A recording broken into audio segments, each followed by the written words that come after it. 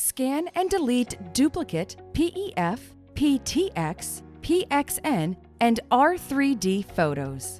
PictureEcho Duplicate Image Finder will scan and delete duplicate PEF, PTX, PXN, and RED photos with absolute accuracy. The user interface is super easy, and the software itself is super light on your computer's resources. Here is how you use it. 1. Download PictureEcho from its official site and install it.